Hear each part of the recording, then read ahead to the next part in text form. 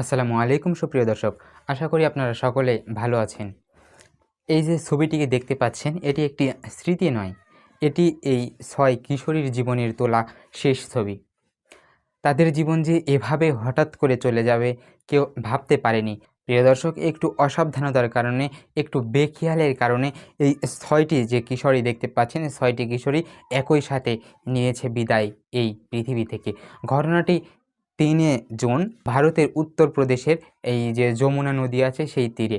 এই ৬টি কিশোরী প্রত্যক্ষদর্শীরা জানায় যে এই যে ৬টি কিশোরী ছিল, এই ৬টি কিশোরী তারা মাঠে কাজ শেষে তারা একটু বিশ্রাম নেওয়ার জন্য যমুনা নদীতে যায় এবং যমুনা নদীতে যাওয়ার পর তারা সেখানে ছবি তুলতে যায় এবং রিলস মোবাইল নিয়ে যায়, সেখানে রিলস ভিডিও তৈরি করে এবং এই রিলস ভিডিওই তাদের জীবনে ডেকে আনে একটি চরম অন্ধকার। তারা যখন রিলস ভিডিও তৈরি করছিল তখন তারা প্রথমে কম পানিতেই ছিল, কিন্তু ভিডিওকে আরও আকর্ষণীয়, ভিডিওকে আরও ভালো তৈরি করার জন্য তারা আরও গভীরে যায়। কিন্তু কে জানতো সেই সময় যে হয়ে যাবে তাদের জীবন শেষ।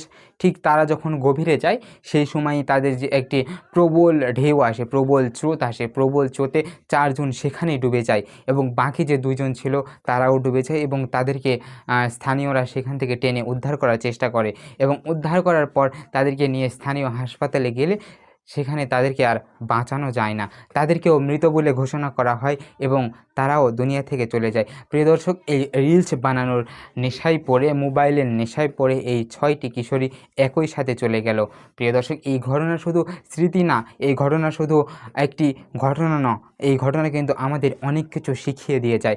যেসব আজকাল রিলস ভিডিও, আজকাল অহেতুক ভিডিওর নেশায় পড়ে কিন্তু অনেকে অনেক ধরনের অঘটন ঘটাচ্ছে, আমরা প্রায়ই দেখতে পাই। যেমন কিছুদিন আগে কিন্তু আমরা দেখতে পেয়েছিলাম যে ভিডিও বানাতে গিয়ে ট্রেনের ধাক্কায় হাত ভেঙেছে। এরকম কিন্তু অহরহ ঘটে, যেটা আমাদের অনেকগুলো চোখের সামনে আসে, আবার অনেকগুলো কিন্তু আমাদের চোখের সামনে আসে না।